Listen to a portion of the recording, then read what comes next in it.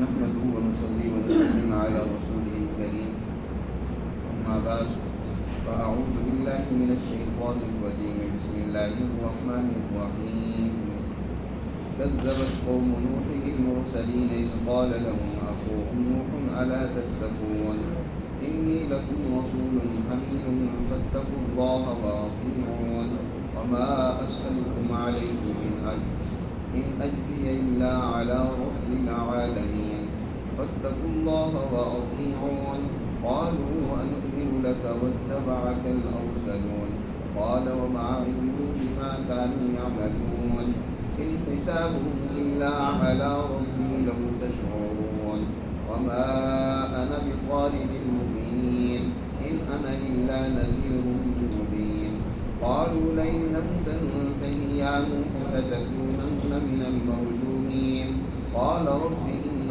قومي كذبون فافتح بيني وبينهم فتحا ونجني ومن معي من المؤمنين فأنجيناه ومن معه في الفلك المشحون ثم أغرقنا بعد الباقين إن في ذلك لآية وما كان أكثرهم مؤمنين وإن ربك لهو العزيز الرحيم صدق الله العظيم.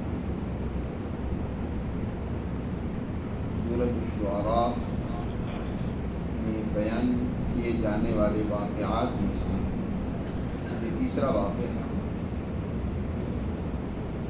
اس سورہ مبارکہ میں اس حقیقت کو واضح کیا گیا ہے کہ گزشتہ اقوام میں سے بہت ساری قوموں نے اپنے انبیاء اور رسولوں اور ہادیوں کو جھٹلایا. نتیجہ یہ نکلا کہ وہ قومیں دنیا میں بھی اللہ کے عذاب میں گرفتار ہوئی اور آخرت کے اندر ان کے لیے سخت ترین عذاب اور سزا منتظر. ان اقوام میں سے قوم نوح کا بھی تذکرہ قرآن میں متعدد مقامات پر آیا ہے. یہاں پر اللہ سبحانہ و تعالی قوم نوح یہ حضرت آدم علیہ السلام کے بعد تقریباً 10 پشتے ہیں نوح علیہ السلام اور آدم علیہ السلام کے حضرت نوح علیہ السلام اور آدم علیہ السلام کے درمیان. ان کو آدم ثانی بھی کہا جاتا ہے کیونکہ جب طوفان آیا اس وقت سوائے ان چند ایمان والوں کے جو حضرت نوح علیہ السلام پر ایمان لے آئے تھے جن میں ان کے 2 بیٹے بھی تھے بلکہ 3 بیٹے تھے 4 بیٹے تھے جن میں سے ایک بیٹا تو اسی طوفان کی نظر ہو گیا تھا اور 3 بیٹے وہ بچا لیے گئے تھے. آگے جس قدر بھی نسل دنیا میں پھیلی ہے وہ حضرت نوح علیہ السلام کی اولاد سے انہی کے بیٹوں سے اسی لیے ان کو آدم ثانی بھی کہا جاتا ہے. قرآن مجید نے یہاں نوح علیہ السلام کی دعوت کا تذکرہ کیا ہے اور قوم کے جھٹلانے کا بیان کیا. اللہ تعالیٰ ارشاد فرماتے ہیں کذبت قوم نوح المرسلین. قوم نوح نے بھی مرسلین یعنی بھیجی ہوئے کو پیغمبروں کو رسولوں کو جو ان کی ہدایت اور رہنمائی کے لیے آئے تھے ان کو جھٹلایا. یہاں جمع کا لفظ استعمال کیا مرسلین کو جھٹلایا. حالانکہ اس قوم کی طرف تو ایک پیغمبر حضرت نوح علیہ السلام ہی مبعوث ہوئے تھے. اسی طرح آگے ایک اور قوم کا تذکرہ آ رہا ہے قوم عاد کا. وہاں بھی یہ لفظ جمع کے ساتھ آیا ہے کذبت عاد المرسلین. اسی طرح اس کے بعد قوم ثمود کا تذکرہ ہے وہاں بھی جمع کا لفظ ہے مرسلین. بظاہر سے یہ معلوم ہوتا ہے کہ ان اقوام کی طرف متعدد رسول آئے جبکہ تاریخ سے یہی معلوم ہوتا ہے کہ رسول ایک ہی اس قوم کی طرف آیا جس نے ان کو سمجھایا ان کی رہنمائی کی. جب نہیں قوم نے مانا تو اللہ نے ان کو عذاب میں مبتلا کیا. یہاں جمع کا لفظ ذکر کرنے کا کیا مطلب ہے؟ اس حقیقت کو بھی سمجھ لینا چاہیے کہ دعوت حق وہ ایک تسلسل کا نام ہے. تمام انبیاء علیہ السلام کی دعوت ہمیشہ ایک رہی ہے کسی ایک پیغمبر کی دعوت کو جھٹلانا در حقیقت تمام انبیاء اور رسولوں کی تکذیب کے مترادف ہے۔ ہر آنے والا پیغمبر اپنے سے پہلے پیغمبر سے اپنی نسبت قائم کرتا ہے، اپنے ایک تسلسل ان سے جوڑتا ہے۔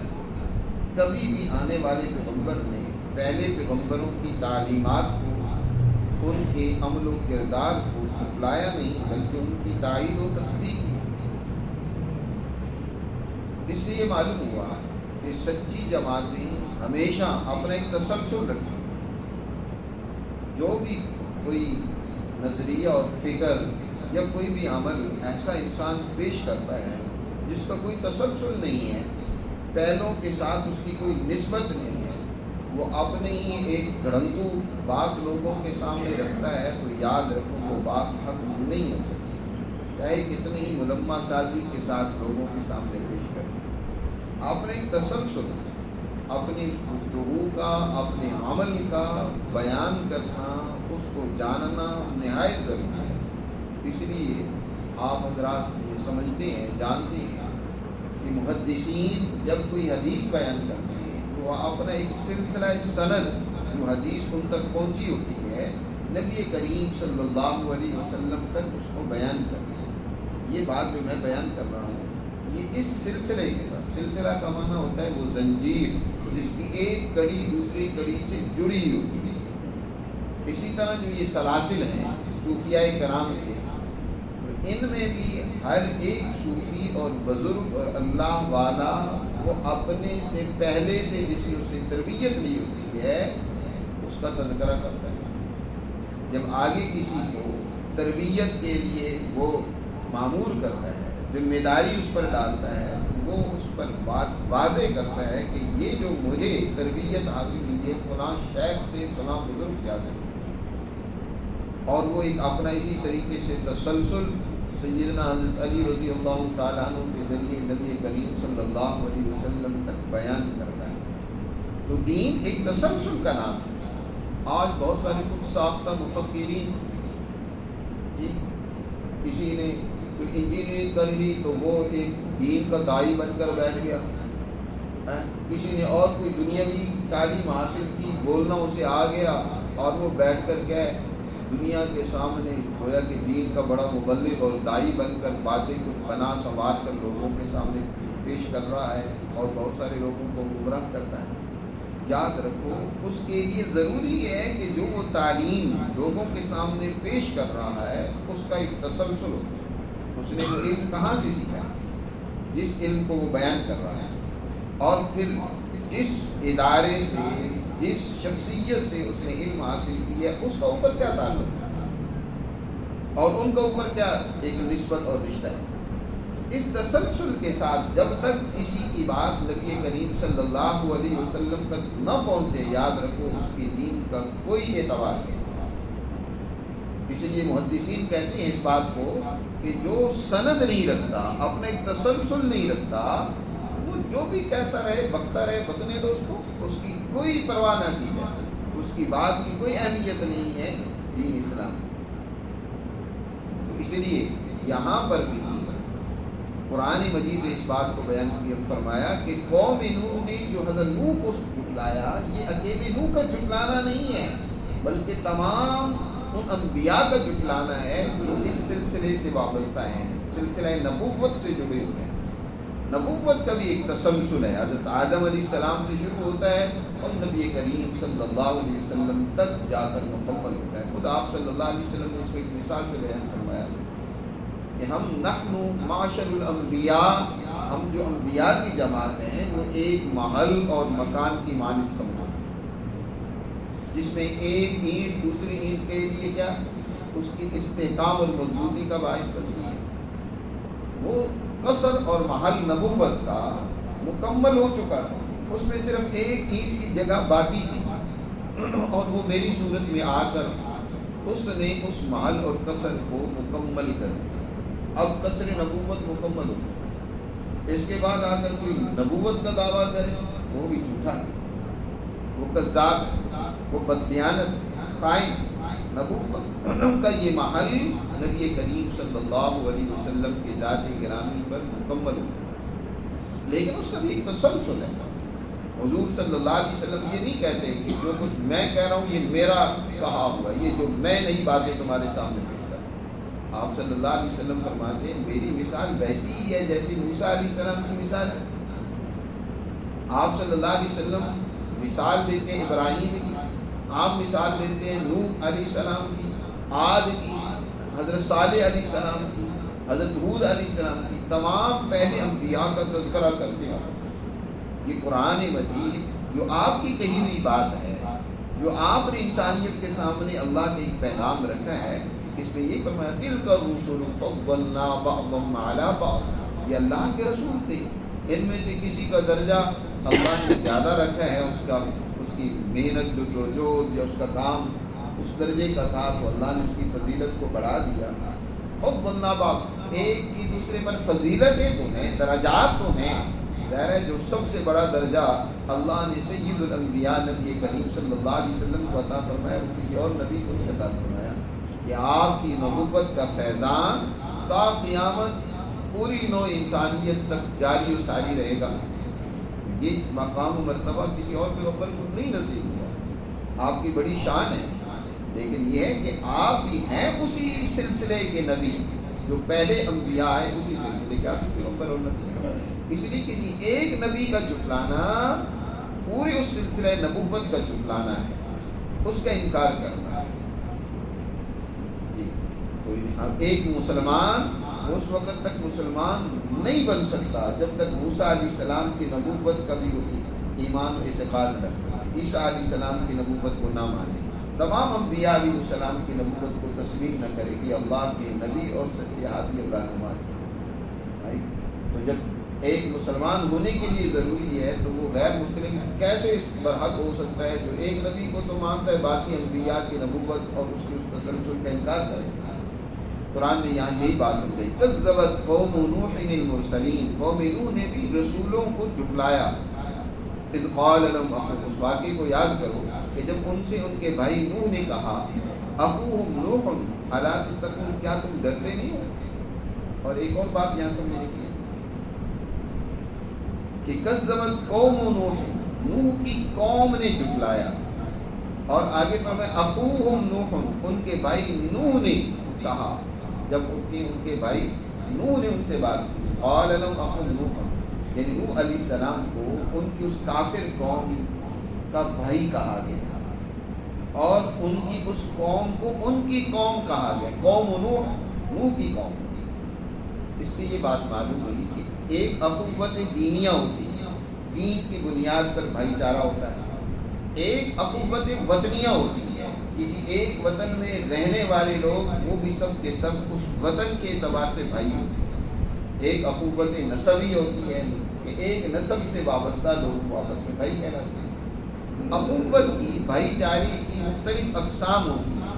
حضرت نوح علیہ السلام کو جو اس قوم کا بھائی کہا گیا ہے تو اس اعتبار سے کہ ان کا نسب، ان کا وطن ایک ہے. نوح علیہ السلام بھی اسی نسب سے ہیں جس نسب سے ان کی وہ دوسری قوم ہے، اور وطن بھی ایک ہے. تو قوموں کا تعلق وطن سے ہوتا ہے، مذہب سے نہیں ہوتا. یہ بھی ایک دور میں بہت بڑا فتنہ پیدا کیا گیا کہ قوم کی بنیاد پر تقسیم کی گئی، یہ الگ قوم ہے، یہ الگ قوم ہے. اور جب کہ تقسیم کے بعد اب وہ سہارا نظریہ، گڑھنگو نظریہ بدرود، اب یہاں پاکستان میں رہنے والا کوئی بھی مذہب رکھتا ہو وہ پاکستانی قوم شمار ہوگا، چاہے وہ عیسائی ہو، چاہے یہاں کا وہ ہندو ہو، چاہے یہاں کا وہ مسلمان ہو. اب اس کا شناختی کارڈ میں پاکستانی قوم لکھا جائے گا، یہ نہیں لکھا جائے گا کہ یہ مسلمان قوم ہے اور یہ عیسائی قوم ہے. لیکن جب تقسیم کرنی تھی انگریز نے تو یہاں بہت سارے مفکرین کے ذریعے سے، اور آج تک افسوس یہ ہے کہ ہمارے نوجوانوں کو مطالعہ پاکستان کے نام سے جھوٹ پڑھایا جاتا ہے کہ دو قومی نظریہ، یہ ہم دو قومیں ہیں یہاں جس کی بنیاد پر تقسیم کی گئی. بس اگر یہ جب یہ خطہ ایک ہے، ہمارے بزرگوں نے یہی بات سمجھائی کہ ایک خطے میں رہنے والی ساری قومیں چاہے مذاہب ان کے مختلف ہوں، اس خطے کے اعتبار سے وہ ایک قوم ہے اور ان کے مفادات ایک ہوتے ہیں. جی تو اس خطے میں رہنے والے مسلمان ہوں یا دیگر اقوام ہوں، وہ سب کے سب ایک قوم تھے، لیکن اب تو دو قومیں بن گئی۔ اب ہندو الگ، یعنی ہندوستان میں رہنے والے وہ الگ قومیں، چاہے وہ ہندوستان کا رہنے والا مسلمان ہی کیوں نہ ہو، پاکستان میں رہنے والا پاکستانی قوم ہے، چاہے یہاں کا وہ عیسائی یا ہندو یا کوئی سکھ ہی کیوں نہ ہو، اب وہ پاکستانی قوم ہوگا۔ تو قوم کا تعلق جغرافیے سے ہوتا ہے، مذہب سے نہیں ہوتا۔ اسی لیے حضرت نوح علیہ السلام کا بھی یہاں تذکرہ کرتے ہیں، قوم نوح کی قوم نہیں، نوح علیہ السلام کی وہ قوم جو کافر ہے، ان کے نظریے اور فکر پر نہیں ہے۔ قرآن کہتے ہیں اس نے جھٹلایا رسول اللہ۔ یہی بات مولانا حسین احمد مدنی رحمۃ اللہ علیہ نے سمجھائی، تو یہاں ان پر کفر کے فتوے لگانا شروع کر دیے، یہ تو کانگریسی ہیں، یہ تو ہندو نواز ہیں۔ لوگ جذباتیت کی رو میں ایسے بہہ جاتے ہیں کہ حقیقت کو جھٹلا دیتے ہیں، حقائق، علم، شعور اس کو بھی نہیں سمجھتے، اور آنے والے حالات پھر اس حقیقت کو آشکارا بھی کر دیتے ہیں، کھول کر بیان بھی کر دیتے ہیں، لیکن پھر بھی نہ سمجھے تو اللہ ہی حافظ ہے۔ اذ قال لهم اخوهم نوح، جب کہا ان سے ان کے بھائی نوح نے، ان کے بھائی نوح نے ان سے کہا، الا تتقون، کیا تم ڈرتے نہیں ہو اللہ سے؟ یہ جو ظلم، زیادتی، فساد، بدامنی کا جو تم نے نظام گرم کر رکھا ہے، اس سے باز آؤ، اللہ سے ڈرو۔ اور فرمایا انی لکم رسول امین، بے شک میں تمہاری طرف اللہ کا معتبر رسول ہوں، امانت دار رسول بن کر آیا ہوں۔ یاد رکھو، ہر پیغمبر اس کی سیرت، اس کا کردار، اس کے اخلاق اعلیٰ ہوتی ہے۔ وہ اپنے آپ کو سب سے پہلے پیش کرتا ہے کہ میری زندگی تمہارے سامنے۔ نبی کریم صلی اللہ علیہ وسلم نے 40 سال جس قوم میں شب و روز گزارے، اور 40 سال کے بعد جب نبوت ملی، آپ نے ان کے سامنے پیغام رکھا، تو سب سے پہلے اپنے وہ 40 سال پیش کیے کہ دیکھو میں نے تم میں ایک زندگی گزاری ہے، تم نے مجھے کیسے پایا ہے۔ ماں جب ربنا کا علی کا قریبا، وہ سب اقرار کرتے ہیں کہ ہم نے آج تک آپ سے جھوٹ کا تجربہ نہیں کیا، کبھی جھوٹ آپ نے نہیں بولا۔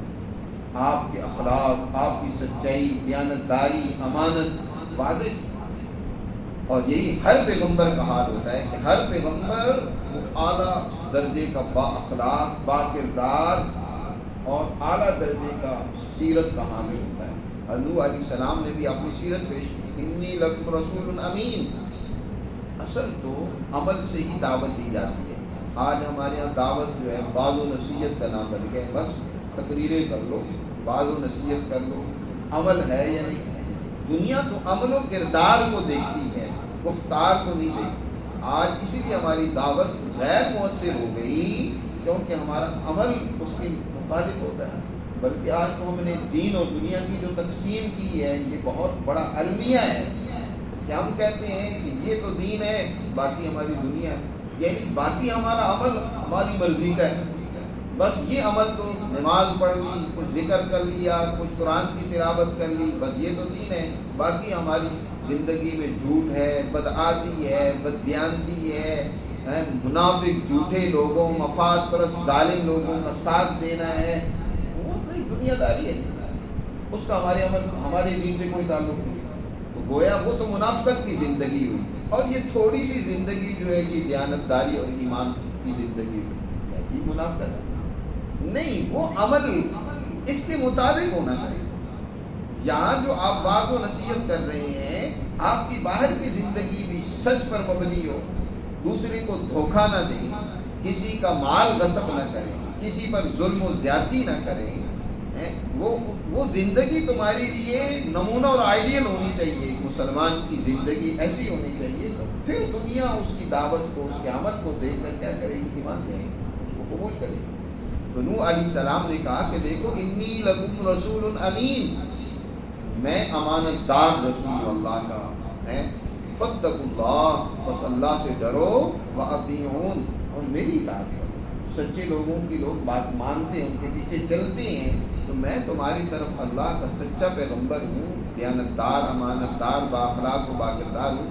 اور پھر یہ سارا عمل میرا اس لیے نہیں ہے کہ میں کوئی تم سے کسی قسم کا کوئی معاوضہ چاہتا ہوں، کوئی عہدہ میرا میں اس کا طلبگار اور خواہش مند ہوں کہ مجھے کوئی حکمران بنا دو، مجھے مال و دولت جمع کر کے دو۔ عام طور پر جیسے آج ہمارے دور میں مذہبی طبقہ اس نے مذہب کو ذریعہ معاش بنا رکھے، وہ اپنی دینداری کو پیش کرتا ہے گویا کہ میں دیندار ہوں اس لیے تم لوگ مجھے نذرانے دو، مجھے ہدیے دو، میری عزت و تکریم کرو، اس لیے میں دیندار ہوں۔ وہ ایک درجے کا معاوضہ چاہ رہا ہے، بدلہ چاہ رہا ہے کہ میری دینداری کا مجھے بدلہ ملنا چاہیے۔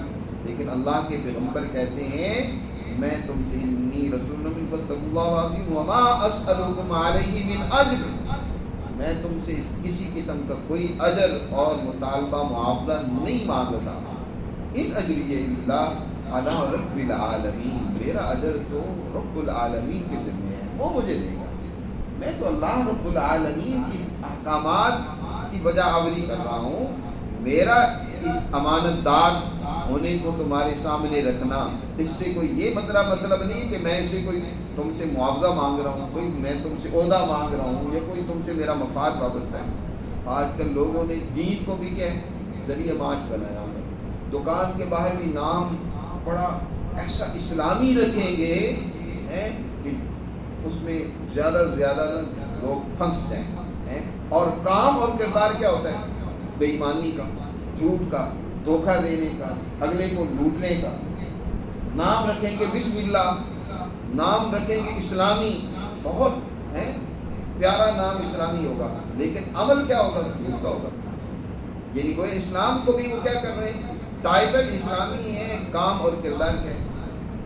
پاکستان کا مطلب تو یہ ہمیں بتایا گیا، سکھلایا گیا کہ لا الہ الا اللہ، لیکن عمل کیا ہے؟ کون سا تم نے قانون اور آئین دین اسلام کے اصولوں کے تحت بنایا؟ کون سا نظام تمہارا اسلام؟ تمہاری ساری معیشت وہ سود پر کھڑی ہوئی ہے، قرآن اور لا الہ الا اللہ کے مقابلے میں ہے، تمہاری ساری پارلیمنٹ رشوت خوروں، بدماشوں، مفاد پرستوں سے بھری پڑی ہے، جن کو دین اسلام کا ذرا پتہ نہیں ہے، اور آج تک جب سے پاکستان بنا ہے اسی طرح کے لوگ، بلکہ اب تو سوشل میڈیا پر بھی یہ چیزیں آنا شروع ہو گئی ہیں کہ ہمارے بابا قوم کو بھی سورۃ فاتحہ تک نہیں آتی تھی جب پاکستان بنایا گیا، وہ بھی مولانا شبیر احمد عثمانی رحمۃ اللہ علیہ نے سکھائی ان کو۔ دین سے کوئی تعلق نہیں ہے، دین کے ساتھ کوئی محبت نہیں ہے، دین کی کوئی سمجھ نہیں ہے، اور نام دین کا استعمال کیا جا رہا ہے، ٹائٹل دین کا استعمال کیا جا رہا ہے جی۔ اور اسی طرح آپ دیکھ لیں آپ کے سارے ادارے اس وقت کیا کام کر رہے ہیں، لیکن نام کیا ہے؟ آپ کی عدالتیں کون سا انصاف انسانیت کو فراہم کر رہی ہیں؟ اوپر لکھا ہوگا اعدلوا هو اقرب للتقوى، عدل کرو، عدل کی آیات لکھی ہوگی، بعض ایوان عدل کے باہر لکھی ہوگی، لیکن اندر کیا ہے؟ ساری رشوت خوری، سارا جھوٹ، سارے انصاف کو بیچا جا رہا ہوتا ہے، اس کا استحصال کیا جا رہا ہوتا ہے۔ انبیاء علیہ السلام اپنی دینداری کا کوئی معاوضہ انسانوں سے نہیں چاہتے، اس کا معاوضہ تو رب العالمین سے ہی وہ طلب کرتے ہیں، کہتے ہیں وما اسألکم علیہ من اجر ان اجری الا علی رب العالمین فاتقوا اللہ واطیعون۔ پھر مقرر کا اللہ سے ڈرو، اس ذات سے ڈرو جو رب العالمین ہے، اور میری بات مانو۔ قالوا انؤمن، کی قوم کیا کہتی ہے؟ انؤمن لک واتبعک الارذلون، جو ان میں مغرور سردار اور مرا اور مترف اور وڈیرے تھے نا، جو اشرافیہ تھا۔ یاد رکھو انبیاء علیہ السلام کا ہمیشہ مخالف وقت کا اشرافیہ، وقت کے سردار، چودھری اور وڈیرے ہوتے ہیں، کیونکہ انہی کے مفاد پر زد پڑتی ہے، اور انبیاء کا زیادہ تر ساتھ دینے والے کمزور لوگ ہوتے ہیں۔ وہ جو وڈیرے تھے نا، وہ کہنے لگے انؤمن لک، کیا ہم آپ کی بات مان لیں؟ واتبعک الارذلون، حالانکہ آپ کی پیروی کرنے والے تو ارذلون ہیں، کمی قسم کے لوگ ہیں، جو ہماری نظر میں کمی ہیں، کام کرنے والے ہیں، کمزور قسم کے لوگ ہیں، وہ آپ کے پیروکار ہیں، وہ آپ کی مجلس میں بیٹھتے ہیں، وہی آپ کی بات سنتے ہیں۔ ہم تو اشراف، ہم تو چودھری ہیں، کیا ہم بھی آپ کی بات مان لیں ان کی طرح؟ ارذلون نے آپ کی اتباع کی، اور یہی بات وہ کہتے تھے مکہ کے مشرک اور سردار اور چودھری اور وڈیرے، آپ کی بات تو بلال سن رہا ہے، صہیب سن رہا ہے، یہ ہمارے غلام، یہ کمزور لوگ، یہ آپ کی بات سن رہے ہیں، یہ آپ کی مجلس میں بیٹھ گئے۔ حضرت نوح علیہ السلام سے بھی یہی بات کی۔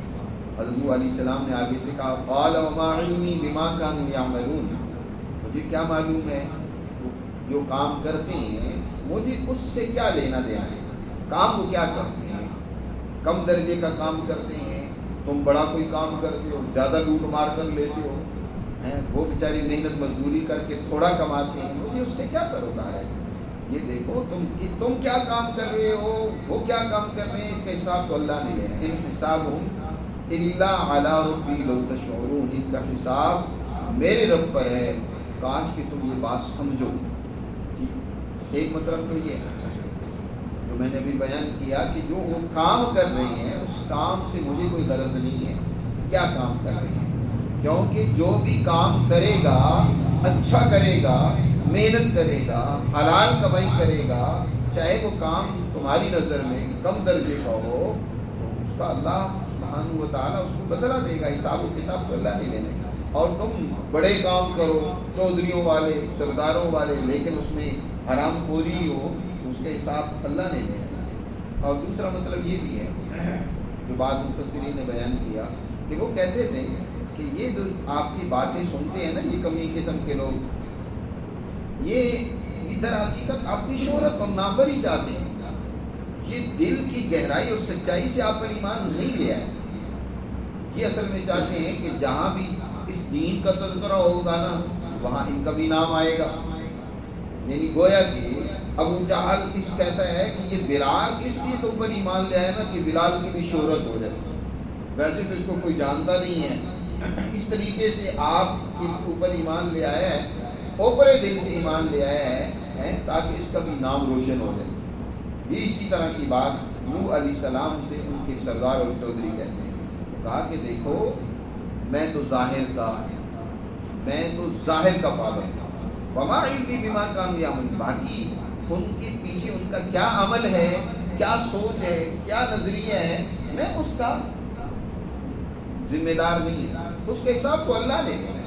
ظاہری انسان جب ایک بات کہہ رہا ہے اس کو مان رہا ہے تو تم ظاہر پر فتویٰ لگاؤ۔ عجیب بات ہے ہمارے یہاں جی، نہیں آپ نے یہ جو بات کہی ہے نا، نہیں اس کے پیچھے کوئی نہ کوئی مقصد اور ڈھونڈنے میں ہم لگے ہوتے ہیں، نہیں جو ظاہر جو بات کہہ رہا ہے تو اسی کے مکلف ہو، اس کے باطن میں کیا ہے وہ اللہ بہتر جانتے ہیں، اس کا حساب و کتاب تو اللہ کیا ہوگا۔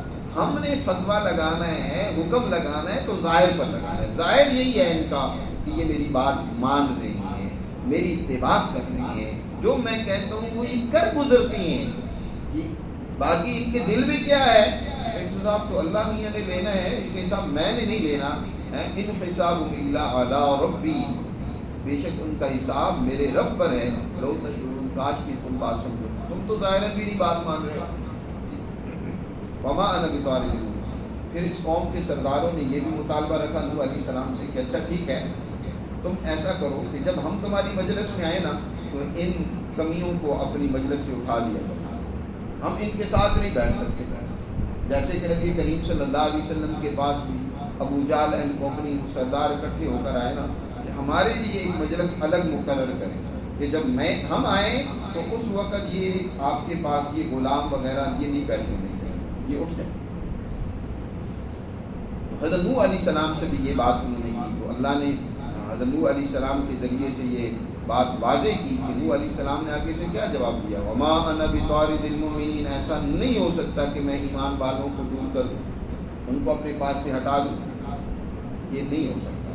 جو مخلص ہے، جو مومن ہے، جو دل سے ایمان لے آیا ہے، تمہاری نظر ان کے محض پیسوں پر ہے کہ ان کے پاس پیسے نہیں ہیں، تمہارے پاس بڑی دولت ہے، مال و دولت کو تم دیکھتے ہو، اللہ تو دل کا اخلاص، سچائی اور ان کے عمل کو دیکھتا ہے، میں ایسا نہیں کر سکتا۔ ان انا الا نذیر مبین، میں تو کھول کھول کر ڈرانے والا ہوں، باقی کوئی بات مانتا ہے تو مانے، نہیں مانتا تو نہ مانے۔ اب جب دلیل سے بات نہیں ان کی سمجھ میں آئی تو ایسا ہمیشہ ہوتا ہے، طاقت و قوت جن کے پاس ہوتی ہے نا، جب ان کے پاس دلائل نہیں ہوتے تو پھر وہ کس پر آ جاتی ہیں؟ وہ مقابلہ بازی پر آ جاتے ہیں، تشدد پر آ جاتے ہیں، ظلم و زیادتی کرنے پر اتر آتے ہیں، ڈرانے دھمکانے پر اتر آتے ہیں۔ نبی پاک صلی اللہ علیہ وسلم کو بھی بہت دھمکیاں دی گئی، ڈرایا دھمکایا گیا، تشدد بھی کیا گیا۔ تو نوح علیہ السلام کو بھی ان کی قوم کے سردار کہتے ہیں لئن لم تنتہی عنہ، اگر تو باز نہ آیا اپنی ان واضح نصیحت سے، ان باتوں سے عنہ، تو لتکونن من المرجومین، یقیناً تو رجم کر دیا جائے گا، قتل کر دیا جائے گا، تجھے ہم ختم کر دیں گے۔ لتکونن من المرجومین، نوح علیہ السلام نے یہ کوئی 1-2-4 دن کی بات نہیں کی، قرآن میں ہے کہ 950 سال مسلسل اپنی قوم کو دعوت دی، رات دن ایک کر دی۔ انی دعوت قومی لیلا و نہارا فلم یزدہم دعائی الا فرارا، رات دن انہوں نے اپنی قوم کو بلایا، لیکن مسلسل قوم کی طرف سے فرار، مخالفت، دشمنی ہی بڑھتی چلی گئی۔ آخر حضرت نوح علیہ السلام مایوس ہو کر اپنی قوم کے سرداروں سے اللہ کے حضور دس بستہ سوال کرتے ہیں، دعا کرتے ہیں۔ قال رب ان قومی کذبون، یہاں بھی ہوئی کہا قومی، اے میرے رب میری قوم نے کذبون، مجھے جھٹلا دیا ہے، میری بات کو نہیں مانا، لہذا ان میرے درمیان اور ان کے درمیان ایک واضح فیصلہ فرما دے، فافتح بینی و بینہم فتحا ونجنی، اور مجھے بھی نجات عطا فرما، ومن معی من المؤمنین، اور جو ایمان والے میرے ساتھ ہیں ہمیں نجات عطا فرما، کوئی ایسا واضح عذاب نازل فرما ہے کہ ہمیں تو اس سے بچا لے اور ان کو نیست و نابود کر دے۔ تو اللہ تعالیٰ ارشاد فرماتے ہیں پھر کیا ہوا کہ ہم نے نوح علیہ السلام کو ومن معہ، اور جو ان کے ساتھ تھے ان کو بچا لیا ایک بھری ہوئی کشتی کے ذریعے سے۔ بہت بڑا طوفان آیا جس کا تذکرہ پہلے ہو چکا ہے، اور ہم نے ایک کشتی کے ذریعے سے ان کو تو بچا لیا، اور ثم اغرقنا بعد الباقین، اور جو باقی رہنے والے تھے ان کو ہم نے غرق کر دیا۔ اس کے بعد ان فی ذلک لآیہ، لوگوں اس میں تمہارے لیے بہت بڑی نشانی ہے، لیکن بات یہ ہے کہ اکثر لوگ مانتے نہیں ہیں، اکثر یہ ہمیشہ سے وہ مخالفوں کی، منکروں کی، معاندوں کی ہی رہی ہے۔ وما کان اکثر المؤمنین وان ربک لہو العزیز الرحیم، اور بے شک تمہارا رب وہی عزیز الرحیم ہے، زبردست بھی ہے، وہ قوموں کو جو سرکش ہو جاتی ہیں ان کو سزا بھی دیتے ہیں، وہ الرحیم بھی ہے، جو قومیں مانتی ہیں اللہ کی تعلیمات کو تو ان پر وہ مہربان بھی ہے، ان پر رحم بھی کرتا ہے۔ اللہ سبحانہ و تعالی ہمیں بھی سمجھ نصیب فرمائے اور ان آیات پر عمل کرنے